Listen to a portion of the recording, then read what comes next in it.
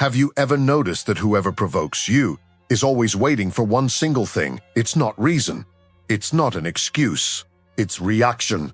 Any reaction. Because that's what hands them back control of the scene.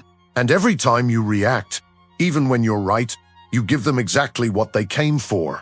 Think about the last time someone said something small, almost nothing, and inside, something in you was already on its feet, ready to respond before you'd even thought about it. Your heart sped up a little, your jaw tightened, and a whole sentence was already formed in your mouth, waiting to come out. You know this feeling? It's not rare. It happens several times a week, sometimes several times a day, in traffic, in a message that arrives with a strange tone, in a comment someone makes at the table that seems harmless, but isn't. And most of the time, you react. Maybe not by shouting, maybe just with a tense silence. A curt remark, a response you already knew, deep down. You didn't need to give. Then the moment passes, but something stays behind. A sense that something was lost there. Not the argument itself. Something bigger. As if you'd handed the other person a piece of something that was only yours. Nobody taught you to name this. You just feel it, and you move on. There's a pattern here, and it's simpler and more uncomfortable than it looks.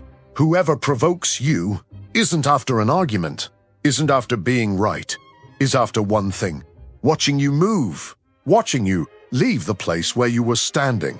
Because the moment you move, the moment you react, control of the scene changes hands. It doesn't matter if your reaction was fair. It doesn't matter if you had every right in the world. From the moment you react, you stop being the one standing still, whole, in place.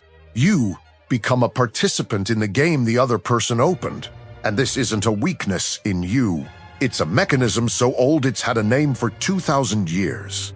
Marcus Aurelius wrote at night, alone, surrounded by people who plotted against him during the day, men who smiled to his face and maneuvered behind his back. He was emperor. He could have silenced any mouth, could have answered any provocation in kind. And still, what he wrote to himself, in the dark, was something else entirely, that someone's insult has no power at all until you decide it does. He wasn't talking about ignoring what other people did. He was talking about something more precise, realizing that provocation only completes itself when it meets reaction. Without reaction, it stalls halfway. It loses its function. It becomes just an empty gesture from someone who tried and failed. And there's a detail almost nobody mentions about this story. Marcus Aurelius wrote this because he himself failed at it constantly. He wasn't a man who had already conquered his own irritation. He was a man reminding himself every single day of the same lesson, because every single day he felt the urge to react, and every single day he had to choose, again, not to. That changes something, doesn't it? Because the image we have of the Stoic is someone cold, indifferent, someone who already settled this within himself. But that's not who he was. He was a man who felt provocation land in his chest, and chose, with effort, not to return the blow. Epictetus went even further, for a much harder reason. He was a slave. He had no right to react. Literally, a poorly placed reaction could cost him dearly, not his pride, his body. And it was inside that reality that he arrived at one of the sharpest ideas in all of Stoic philosophy. That some things are within your control and some are not. And that almost all human suffering comes from trying to control what isn't yours, including someone else's opinion, tone, or provocation. You don't control what someone says about you. You don't control the tone a person uses, the intention behind a comment, the reason someone decided to test you that day. That was never yours to control. What is yours, the only territory that truly belongs to you, is what you do with it. And that's exactly where the power lives that nobody ever told you you had. Because once you understand this, the scene changes shape. The person provoking you isn't really attacking you. They're testing weather. There's still a string inside you they can pull. And every time you react, you confirm it. Yes, that string exists, and it still works. But every time you don't react, not out of coldness, not by swallowing it whole, but because you genuinely understood that it doesn't belong to you, something happens on the other side that almost nobody expects. The person who provoked you loses their footing because they don't know how to handle someone who doesn't return the blow. They know how to handle anger. They know how to handle defensiveness. What they don't know how to handle is a silence that isn't weakness. It's presence. And that's why silence, when it comes from choice and not from fear, unsettles people more than any shout ever could. Think of someone you know who never enters the game. Someone who, when provoked, doesn't snap back, doesn't explain themselves, doesn't rush to defend, just keeps being who they already were before that provocation arrived. Have you noticed how that unsettles people more than a response in kind? Because there's nothing to push back against, no opening. The person who provoked ends up talking to themselves, and the silence on the other side hands them back the full weight of their own provocation. That's not indifference. It's the opposite. It's someone so present with themselves that they don't need to lend their own piece out for anyone else to validate.